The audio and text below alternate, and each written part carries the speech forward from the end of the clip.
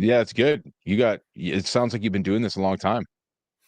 I haven't well, I've interviewed one or two people before. I had a YouTube channel about clothes that was under a different name that I had for a decent little bit of time, and then I just started this one recently. So I've been trying to pump out the content for this one, trying to get the ball moving. It's tough, man, but I'll post it on my socials, hopefully get some more eyeballs your way. Yeah, I Anything I can appreciate do. it. All right. Hello, everyone. Welcome to a new crusade. Today, I'm going to be talking with Mike Pantile. We're going to be talking about kind of what he's good at, which is exercise and physical health, as well as kind of general manliness. You might know Mike from the CMask podcast that he does with Tim Gordon and a couple other guys. Sometimes they have some other guests on the Christian or Catholic masculinity podcast, as well as the content he puts out on his own. And then I believe, Mike, you also have it's like personal training and coaching as well, don't you?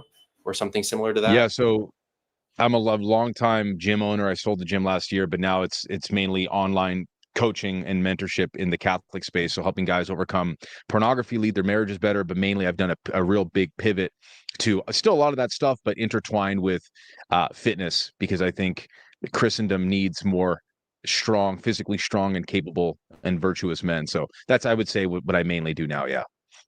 Got it. Yeah, that's kind of the vibe I had gotten. Although now you've also become one of the resident podcast guests, bouncing around on everyone's podcast, Pints with Aquinas, and obviously on CMask and all those big ones. So kind of pushing your name out there that way. The Lord has been better than I deserve, man. I expected the complete opposite to happen when I reverted officially last year, and then it was just an explosion of beautiful opportunities, being on Pints and with Matt Fradd and soon to be, well, maybe I shouldn't announce it because the guy himself hasn't announced it. So maybe I'll keep that one under wraps. But let's just say, meeting with all the men that helped, revert me or convert me, and then now having this opportunity to be on their show and then being on CMask is just the Lord is so good, bro. So I'm just trying to be a good. That's why when you reached out to me, I had to jump on it as well. So I apologize for the difficulty in scheduling it. Things get a little hectic with owning businesses and having little children, but I'm happy to be here with you, man. Thank you for having me on. Yeah, no problem. Thank you for coming on. I appreciate it. It's I know sometimes it's an ask to get to ask from a smaller guy, but I think that a lot of people, especially, even the bigger guys in the Catholic space recently have only gotten big recently. So I think a lot of them kind of know what it's like to be small. And so far, I've only seen a lot of goodwill, and everyone's been really nice to work with so far. So it's been awesome. Can you hear me? Yeah, and I wouldn't even look at it as like yeah, I can hear you. Can you hear me? Okay. You all Yeah, good? yeah, good. Yeah. Yeah, collaborating with the quote unquote smaller guys. We were all small guys at one point. And I remember when I started social media in like the end of 2022, I had like 300 followers, 400 followers on Instagram. And a good friend of mine, Kurt Storing, had me on his podcast. And I had like prayed to just do one podcast appearance. So, like, no matter how quote unquote big I get, I mean, that sounds so cringe because I never look at myself that way. You know, I would always jump on, let's say, quote unquote, smaller shows. It matters. You can't forget where we came from and helping out everybody that's new in the social media space too. There's so much room for all of us to eat, man, especially at this table with what we're talking about, that the more good voices the better, and in fact we need them, especially younger voices. So yeah, I appreciate it again, Caleb. Yeah, thank you. Appreciate it. Yeah. I think a big thing too, especially, is that kind of in the realm of what you're doing, and to some extent what Tim Gordon does, but he really does have a lot of that kind of intellectual, serious background. He likes his like 15-point words and all that kind of stuff. But one reason why I really respect him is because he's very, for lack of a better term, he's just like manly. And I think that there's a place for kind of a tweed jacket intellectual, but most guys aren't that. That's why I respect Anthony and Rob from Avoiding Babylon too. But and especially when, I mean, the Catholic online sphere is probably 90 to 95% tweed jacket and only 5 to 10% regular guys. So there's definitely a lot of space for kind of regular guys to come in and give a more personal approach, and just to help, like kind of what you're doing, help Catholic guys figure out the other parts of their life. Not everyone is born to, read the Summa at people, or, educate them and form priests, or, be a RCIA instructor or something like that. That's not everyone's calling. Tim is like such an amazing blend of being like a regular awesome bro type of guy and the smartest guy that I know, hands down. I know a lot of smart guys. That guy's intellectual horsepower is like second to none. So it's just I don't know how he manages both, but yeah, he's an amazing guy, and I'm very grateful to be close friends with him. He's actually the him and Steph Gordon are the godparents of my youngest child, so we're very blessed to have them. That's Again, like excellent. when I'm on CMask, it's like kind of like the running joke. I'm like the relatable guy because I don't have the IQ of these dudes, and I'm more than willing to say that. Like, whatever, I stay in my own lane. I'm good at what I'm good at. And so Tim will go on these like completely unhinged intellectual rants. It'll be like, so what do you think, Mike? And I'm like, I don't know. I caught maybe like 4 words that I could understand out of that, like whatever Mhm. you just said, and I just take my best guess of what I thought I understood from what you said. But yeah, no, Tim's a gem. Love that guy. Yeah, definitely. All right, so I think for today's video, I'd already told you this, but I'll tell it for everyone in the audience. We're going to be going over a thread that Mike put out on his Twitter that I thought was pretty good. It kind of it'll further the ideas that we've already talked about, and then we can delve more into anything that we find interesting. But the thread was called 10 Reasons Why All Christian Men Should Build Physical Strength. So I already told Mike, but I'll say it again. I thought this was really good because a lot of people, when I will often talk with people, and I'll talk with them about trying to get, especially different men, to dress better and groom themselves better and get a better haircut, especially my friends, but people online too. And, it's often a lot of hostile responses. And I would imagine it's kind of similar from getting people to, work out and take care of themselves in that way as well. And so, you'll often hear from people that, oh, well, as long as my spiritual life is squared away, then it's fine. And Mike and I were talking, and we were saying that, that's not really what the Bible says, and that's not what the church teaches. Obviously your spiritual life is more important to focus on, but you still need to make sure that you look nice, and you still need to make sure that you're healthy. Neglecting your body is not a Christian practice, at least in a non-penitential way, if you get what I'm saying.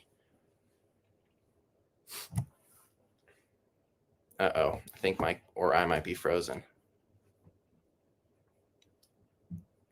Hello? Can you hear me? It's Okay, I starting to lost. kind of come back now, but you broke up for a good bit there. I'm not sure if it's my internet or yours, but either way, Oh, we'll push through and make it happen. yeah, you're back. I think we're I think good. we're good now. Yeah, sounds good. Should be good.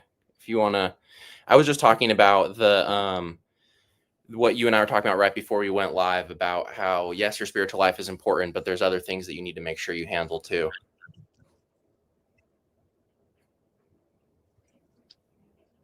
Yeah, yeah. I mean, absolutely putting first things first. I mean, that's keeping things well ordered. That's what I try to talk about as much as possible, because at one time my life was very disordered, and that I put these secondary things, matters of the physical, as first priorities, and then matters of the spiritual as second priorities. And when that happens, I mean, everything descends into chaos. So, I mean, um, I'm trying to do my best in bringing the topics of virtue and our faith and conjoining that with physical culture. And so I think it was something that Pope Pius XII said in an address letter to the Italian sporting associations in the 50s, was that he mentioned that there's been no other faith that respects and honors the totality of a person and their dignity, much like Catholicism. And that's one thing that I love about Catholicism. It's not just, okay, well, of course, matters of first priority, talking about the spiritual life and the prayer life, but also matters of the physical as well. So he did this whole address on the importance of sport and what it can do when it is rightly ordered. And so, how can I bring this into more layman's terms, less sort of theological language, so guys like me can understand it? Sort of, I'll coin it meathead theology, to bring the meathead degenerate bros like my former self to the faith, and as a means of like evangelizing them to the faith, but also bringing these guys that are very well studied and very, very intelligent guys. But when you look at them, they're not exactly like the embodiments of masculinity. And so I think it's really important that we bring these two worlds together, not just for our own sanctification and edification to become more like saints, if you will, but also as a means of evangelizing. Because what I think is happening in the church is that we're kind of, well, we're gaining a lot of people. There's this huge renaissance happening, but I think we're losing a lot of young men that are to the secular world, to the sort of Andrew Tate sort of red pill mentality, or to atheism, Islam, even to a degree Eastern Orthodoxy, which is still a step in a very positive direction, mainly due to the aesthetics, not because the teachings of the church are wrong, because they've been upheld for 2,000 years, but I think we're doing a poor job of representing it, and part of that is physical. So what we were talking about, dressing better, but also presenting yourself as a physically strong and capable man, which has been much of my life's pursuit, much of it disordered. But now, especially coming back into the fullness of the truth, I've never enjoyed or seen the benefits of training the way that I do now, with sort of like the Catholic lens and foundation. Yeah, that makes a lot of sense. All right, let me pull up your list, and then we can get right into it. Sure. You put number one, a quote from Saint Ignatius of Loyola. It says, "Remember that bodily exercise, when it is well ordered, as I have said, is also prayer, by means with which you can please our Lord. It is a movement meditation with God, if put in its proper place." So that's kind of what you were just talking about. But you know, I Yeah, really and, like and that to a lot. practically, Go sorry, ahead. no, finish your point. Sorry, didn't mean I to was going to interrupt you. say, I really like that a lot, because I think that God obviously gives us work. Like, that's one thing that I think that a lot of people think, that like being retired is like the goal. Like, your goal is to escape work and just to do nothing all day, you know? But working is something that we're given, and work is a good thing. The issue is just that, unfortunately, a lot of people don't have dignified work, and that makes them hate it, right? And I think that physical exercise is a way that we can engage in that Christian kind of God inspired work, is by, taking care of ourselves, especially through things that are very difficult, like weightlifting or sports, competitive sports, things like that. Yeah, it's a really amazing place to cultivate the virtue of fortitude. And then when you're sort of in a good place where you're training routinely, again, it becomes a very edifying place for prayer in sort of movement. And all it takes is really, practically speaking, because I know a lot of guys really want to have their hands held, and I know I do. It's like, okay, I understand that, but how do I apply it? Just say a prayer. Say a prayer, invite God into the process. And also too, if you got a home gym like I do, uh, have icons on on the walls, on you, have your rosary around, so you're constantly reminded of why you're there. You're constantly reminded to invite Christ back into the process with you.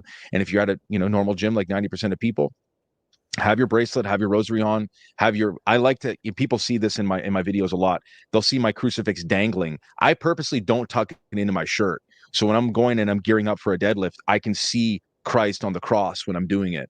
And it sounds really meatheadish to guys that have never tried it, but to those of us that want to merge these two worlds, those reminders are so powerful. And so once you're in a good place with lifting and building the virtue of fortitude, it lends itself to eating better as well, which now we're talking about the development of temperance. And so fasting and all these things are critical to our faith as well. And so again, when you're paying attention to it, these are not just realms with um shout out to Anthony, by the way. I love that dude. Such a solid guy. Meathead Yeah, he's theology, awesome. straight up. Yeah, he's so good. um but once you bring those worlds, like, we're not just developing natural virtue. Number one, we're in a state of grace. We're in a confession frequently. This is my meathead way of understanding what St. Thomas said when the physical conforms to the operations of the soul, grace building on nature. And Pius the 12th alluded to this in that address as well. And so in my meathead brain, that clicked instantly. I said, okay, well, stronger shoulders, stronger spirit, so anyways, I could rant on that point on and on and on, but I don't want to belabor it too much. Yeah, for sure. All right, then your next point was sport, said Pope Pius XII, is an effective antidote to softness and easy living. It develops temperance and fortitude. It goes far beyond mere physical strength and leads man to moral strength and greatness. Grace builds on nature. I think that's really good. And I think that, kind of like what we were saying, one of the things is that obviously when you see people who are physically in good condition, and I'm not even meaning just like, meeting like the doctor's orders of what counts as healthy, but someone who is actually in like excellent, physical health, even if that person is not a good person, you see the virtue that they've cultivated by, reaching that point. And you especially see the benefit when you meet someone who is actually a virtuous person who has then cultivated it. All things being equal, if I have two virtuous friends and one of them can take good care of himself and one of them doesn't, there is a serious, I guess they're not equal in virtue if one of them is healthy and one of them is not, because he would naturally be more virtuous by keeping himself healthy. So I don't know. You want to Yep. elaborate? That's exactly right. And it kind of speaks to one of my later points is that it's a very powerful tool for evangelization, especially with these younger guys that probably pay attention way too much to the physical. When they meet you and you're a guy that knows how to restrain his speech, that you're pious and you're practicing, it makes them want to inquire. Okay, so there's something different about this guy, not just physically, but the way that he carries himself and it conducts himself. And there's a lot of cope. I see a lot of cope, and what I mean by that is, oh, the Saints weren't jacked. It's like, yeah, they didn't need to be because they were Saints. They were a lot of them were physically tough guys, but they were Saints. If you're a Saint, this doesn't apply to you. But if you're an overweight pious guy, absolutely this applies to you. Or an underweight pious guy, yeah, this absolutely applies to you. And so any justification to the contrary to me is just pure cope. And so these guys need to sort of wake up to the reality, understand that the truth hurts, but that it heals in the end. Listen, I was over 300 pounds before, so I know what it's like to be overweight and super unhealthy, but I lost 120 pounds. I've been lifetime drug free, and I've been able to sort of pull myself out of the mud by the grace of God in those ways. And I think the barbell for me has been a tool God has used to steer my life in the right direction. And I know it sounds like an exaggeration, but I truly mean that. So anybody talking about the Saints not being jacked, you're just coping so you can just stay lazy. And so you need to have some humility and address that in yourself. Yeah, 100%. I like this comment. Taking care of God's gift to you is key. That's Yeah, right. taking care of the body that God has given you. I also think that that's not even true in a lot of cases. If you know anything about Saint Damien, the patron saint of Hawaii, he was known for being extremely physically strong, and he wanted to just work, and he ended up being sent to Hawaii and became like one of the most prolific missionaries in all of the South Pacific. Obviously, Saint Hyacinth is literally the patron saint of weightlifting. And there's also, I think, another thing that a lot of people ignore is that, like, all the military saints and all of the soldier saints, Saint George, all of those, they would have been in excellent physical condition. And also, the average person back then would have also just been in comparative to today, relatively excellent physical condition. They were basically eating what would be like one of the most restrictive kind of paleo style diets that we eat today, like grains mostly, like, just super healthy. And then they were probably walking, the better part of a 10 or a dozen miles a day. It's like working all the time, for us to get to that level. I've kind of said, and I would be curious to hear your thoughts on this. I was talking with one of my friends or with a group of friends, and I was saying, I think to really achieve the virtue that you should physically, you should want to be at least as physically healthy as like a high school varsity athlete. That to me does not seem like an extreme level of fitness, like an achievable level. You should be able to go play like varsity basketball. Maybe not skill wise if you don't like basketball, but if you kind of get what I'm saying, that's not, I mean, it's achievable for almost every single 17-year-old.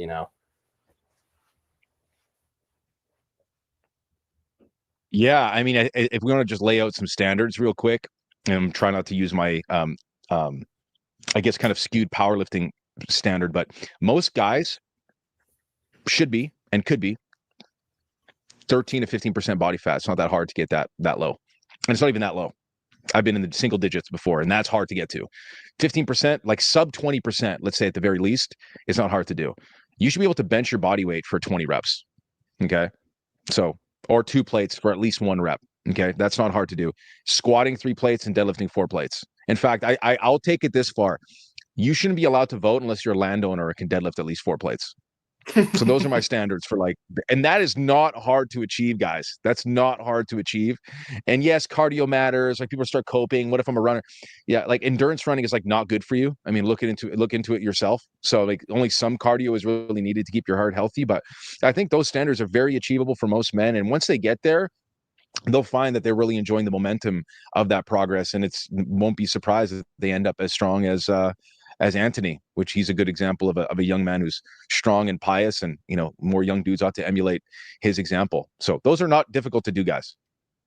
Yeah, and to bring up Anthony, he's also like 5'6". So if he can do it, and he can be 5'6" and do it, then most guys are right around that height. So he's literally most of you guys. He is the good example of the short king who's reached the place he's supposed to be. So there you go.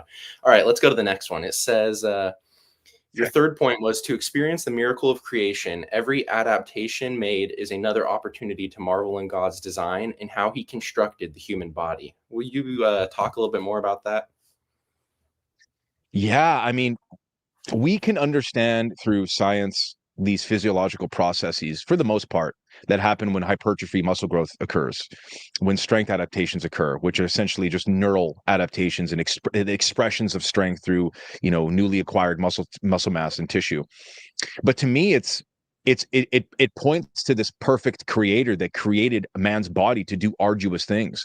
So the fact that I've deadlifted 805 and my body didn't just snap in half under that. And I started around 400 pounds and effectively doubled that over, let's say 13 or 14 years of training. My body doesn't look that much different, but somehow, some way, my joints, my nervous system, my skeletal structure is able to support that weight. How is that possible? It makes me look up in complete awe and just again, just like I said, marvel in his ability to create such a robust, soft, it's the same point, but robust creature in human beings, and especially us as men who are designed to do that. And I think nothing has made me appreciate my physical strength more than looking at it through that lens. Like what incredible gift it is to be able to do that, but also being in this body that is able to somehow through some miracle of these physiological adaptations get stronger and stronger and stronger is just a testament to a perfect creator. Yeah, 100%. I think that's a great point. I don't really think I have much I could add to that. I think you made that point really well. I'll move to the next one. Let's see. You said point five, it reconnects a man with the toil of the fall. This is kind of what I had talked about slightly. After sin entered the world, Adam was banished to render resources from the earth in painful toil. In a soft world, this allows us to experience the essence of our fallenness, our masculine roots of hard work, and reminds us why we need Christ.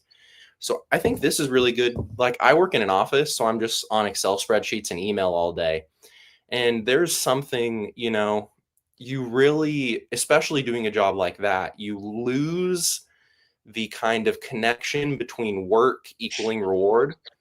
I mean, it's work and it kind of has its cost on you in a different way, but I don't think it's in a way that's natural to us. And so because of that, going and doing natural work, whether that be martial arts or weightlifting or anything strenuous, I don't know, hiking, all those type of kind of traditionally masculine activities but they need to be hard, really go and this guy said, I'm lame, I need to go work on an oil rig.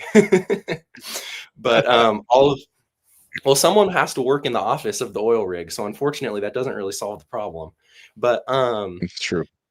yeah, I think that's really good, and kind of like a little bit what I was saying about connecting yourself to your work. And I think that it really, to some extent, it's also a penance for what you're doing, and kind of like what you were just saying too. Being grateful for what you've been given, and because of that, you go and you use it. Yeah, we live in a society that is so soft that we look at our bodies as just a means of transportation for our heads. And so we're completely disconnected from our physicality, from the totality of our personhood and how God created us. And a lot of it has been positive technological advancements where we're able to work from home. Like, listen, make no mistake about it, I pontificate about masculinity in my sweatpants in my basement gym. So I'm not pretending that I'm like this manly man that is doing these arduous things outside, because I'm not. But this is precisely why we need to have this environment where we do recreate those arduous things. I grew up working with my hands, and that is incredibly good for a man's soul. And so, if that's not possible because of office work or what have you, and you're more of a white collar guy, or you're a social media content creator, whatever you want to call yourself, recreating this work is incredibly important to reconnect yourself with that. And so, and Will Noland has said this best. And in his accent, it sounds a lot less cringe, a lot more epic, but it kind of connects a man with his wanting to grip the steel and go to battle in a way, right? We all have that sort of nature, and it connects us with Adam and what happened post fall. and reminds us how much more we need not rest in our work, but rest in Christ. But we need to work and use our bodies. Faith without works is dead. We're not just, Manichaeans. We're not just Gnostics. We're not separate from our bodies. We're a spirit, spirit, human composite. And especially in such a like Uber Eats, video games, digital, white collar work world, this is more essential than ever. Yeah, 100%. Your next point was point 6. A hard physique makes for a powerful tool of evangelization. In short, you'll convert more people with an impressive physique than you would if you were soft, like 99.9% of modern men. What are your I thoughts? mean, yeah, we touched on it earlier, right? Like if you're a pious practicing person, and I'm not the most pious and I'm not the most physically impressive, so I'll just put it to you that way. But when guys come to find out about my like how devoted I am to my faith, it's the most central point to my personality and my life.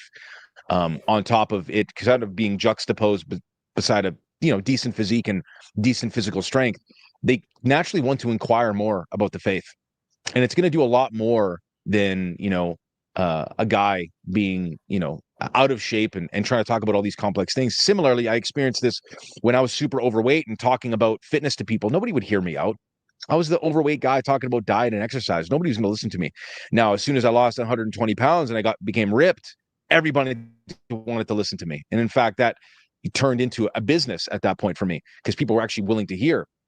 And how the more powerful it is can be, how much more powerful it can be when you're a physical example of like the unceasing work for Christ. And I just think in a generation right now where I think the younger folks are way too obsessed with aesthetics and vanity, it's a way of kind of drawing them in and then snatching them and keeping them for good, and leading their souls to heaven. So I think, I mean, without belaboring it too much, I think it's pretty clear why that's a positive thing, especially for young men. Yeah, for sure. I think it gives you an avenue as well. When you're excellent at something, someone might not necessarily, especially someone who's not a Christian, might not respect you because, oh man, I go to mass this many times a week and I pray the rosary every single day and I do X, Y, and Z. But when you tell them, oh yeah, like, I lost all this weight and now I can deadlift 800 pounds, they go, oh wow, this guy's serious. Like, like I can respect this thing about him. So then when you tell them, oh, and I pray the rosary every day and it's also super effective for me. And then they go, well, he's done other things that are really effective, And so I think that it's a good way to kind of, and people can just look at you and they can see it too. People look and they see that you're in good shape and they respect it. Yeah, so like if you're a tradesperson, for example, right? Like mastery is something that we all appreciate and respect in other men, regardless of their background. Like we just respect mastery because that's a hard status to achieve. When you're a blue collar guy, nobody knows what you're masterful in. But when you have an impressive physique and you look strong, like that's a clear indicator that there's at least a level of mastery and discipline in a specific area of your life. And so exactly when you start speaking about these other things and a man looks at you as somewhat masterful, having some type of aptitude in this specific area, he's more likely to pray that rosary. So just makes sense to me. Yeah, for sure. I definitely agree. All right, your point 8, we kind of touched on this. I'm going to skip to point 9. Point 9, the body, in fact, and only the body, is capable of making visible what is invisible, the spiritual and the divine. It has been created to transfer into visible reality of the world the mystery hidden from eternity in God, and thus to be a sign of it, from Pope John Paul the Great. So, I mean, faith producing good work in us, right? That's what at least comes and translates into my mind. When you read that, how did you perceive that? How did you interpret that? let me read through it one more time. Give me a second. The body and I think that there's definitely something I'm missing that someone more well-versed could probably cross-reference and bring up an example. To me, I don't think I'm able to see much more than just the fact that kind of being in a good place with God kind of, will lead to you being more virtuous, whether that be through your prayer. And although obviously your disciplines and your action has to cultivate the virtue to kind of build up the spirit within you, to kind of build up your holiness and your saintliness. So it kind of happens both ways, kind of inside out and outside in. But yeah, I don't know. I feel like Definitely. I don't have too much to add to it. Yeah, outside in, inside out. That's such a good point. because changing yourself physically certainly changes yourself internally, but changing yourself spiritually also changes yourself physically and what you do on a day-to-day basis. So they work on each other and with each other. Um, but I think this speaks to, the epistle of St. James, faith without works is dead, and faith produces good work in us. And a perfect example of that, for me is, becoming Catholic and then now frequenting confession, examining my conscience, really auditing my thoughts, having a robust prayer life, not just with myself, but with my family, receiving the Eucharist regularly. Like, my faith and love for Christ has sort of been illuminated. I describe it as, I was in a dark room before, and I knew Jesus was in that room, and I know I would die for him, even in that dark room where he was at.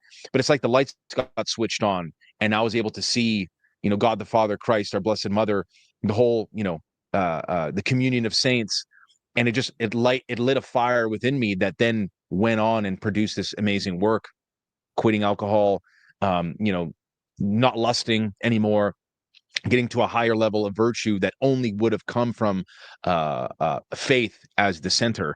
Versus, if you get a guy like Tate, you can kind of see some degree of natural virtue, right? He's prudent, he's made a lot of money, he's lean, so he's got some level of temperance, and he's got some physical strength, and he's capable, so he's got some element of fortitude. But those only have natural ends if they're not conformed to the supernatural, and that engine is faith. Yeah, that makes a lot of sense. I think as well, the discipline that you cultivate in any one area of your life will only make it easier in every other area. And so, a lot of people, depending on what your work schedule is, maybe you have to wake up early to go work out. Maybe you have to stay up late to get in a workout, whatever it is, prioritizing that important stuff also translates to maybe I need to wake up even earlier to, pray. Maybe I need to stay up late and I need to sit with this person in my life and pray, or pray with them, or pray for them, or whatever it is. And kind of it teaches you to prioritize. Spiritually you have to learn to prioritize what's important, and as well physically you have to learn to prioritize what's important. And especially when I was talking with someone the other day, and she was saying that all the things that she was specifically outside of the regulations of Lent that she's giving up for Lent to focus on prayer. And it's like, man, she was saying it, I was like, man, I'm always distracted by that, man, I'm always distracted by that, just constantly. And I'm like, there's just so much to distract us. Really focusing on the important things is oftentimes nowadays very difficult. Yeah, it is. And I've always said too that, if you're training and you're lean and you're strong, but you've got no money and you make no money and all these other things, you're missing the forest for the trees. Is specifically these principles of strength training and overcoming plateaus and getting lean and staying lean that taught me how to, in a way, start and run a business. And at this point, several businesses that, praise, glory be to God, have all been successful in their own right. And then taking that and then applying that to my prayer life with discipline and consistency, and not really caring about motivation, because motivation is, extrinsic, is very fleeting and very fickle, and when it's there, get great, capitalize on it. But you know it's kind of like the Catholic me last year, going through this crazy period of consolation, right? And so Father Ripperger said that, when you're in a period of consolation, you're at like the dog food bowl level of your faith. Like, you haven't been tested, God's giving you all these graces, and you're really only tested, much like your habits, when you're in a period of desolation. You're not getting that extrinsic sort of feedback, and now it's like you're left to your habits and how much you truly see God for who he is, and not just for what you get out of it, which I think is probably a struggle and a lifelong path for all of us, much like discerning his will. But I see those things as sharing specific traits in that specific way. It's like, hey, if you're just physically virtuous, you got nothing else going on for you, man, you're not paying attention. Yeah, 100%. That makes a lot of sense to me.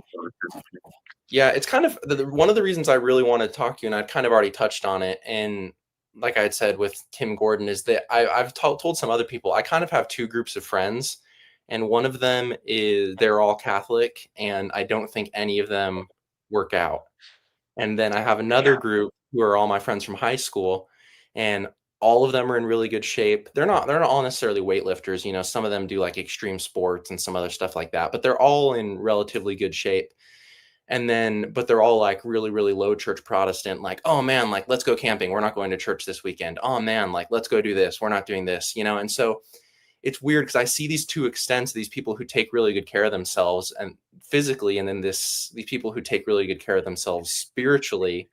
And it's like, man, where is the middle? And that's why I was, like I had said at the beginning, I'd really appreciated you being willing to talk to me, because I think on that spectrum of doing both, you are, you know, on the physical excellence side, and Tim Gordon actually is too. Thank To you. be fair to him, he's kind of excellent at both of them. He's kind of the Yeah, a he really is. Yeah, he definitely is. He's in good shape. He's a strong guy too. Will Noland needs a lot of credit in this area too. He does a lot of marriage stuff, so he doesn't really speak so much about it. The guy deadlifted 700 pounds, benched over 400. You squatted a ton, lifetime drug free as well. And we're kind of similar. And I'm the king of the manlets, but we're both kind of in that same, like, I'm 5'11, he's like 5'9. We have very similar physiques. The joke is, him and a forklift had sexual relations, and then I was conceived out of that relationship with this forklift. So that's been the ongoing sort of inside joke the last couple of years, because I think I'm the only guy in sort of this sphere that deadlifts more than he does. So I call him dad. He's also him and Rachel Nolan, or the godparents of my eldest child as well. So I have to give Will credit, because he's one of the other probably top 3 strongest guys in this online space that we have. He's just very humble about it and doesn't post videos like I do all the time. So credit to him. there you go. There you go. It's Mike Pantile strongest, Will Nolan second strongest, Anthony Campbell third strongest. There you go. The official That's a rankings. dream team right there, man. Let's There you go. go. There you go. We need an interfaith. We need an interfaith weightlifting meet where it's all different Christian denominations for who can lift the most weight. That would be funny. Oh, that would be epic. I think, yeah, man, the Protestants might have us locked down on that one, but we'll have to train up this next generation of Catholics so we can beat them. We can beat them on everything else. It's just, yeah, it's okay. They can have that. We just have it hard because Yeah, Phil, you're absolutely right, dude. I did that on purpose. Sorry, can we just highlight this comment because I think it's hilarious. which one?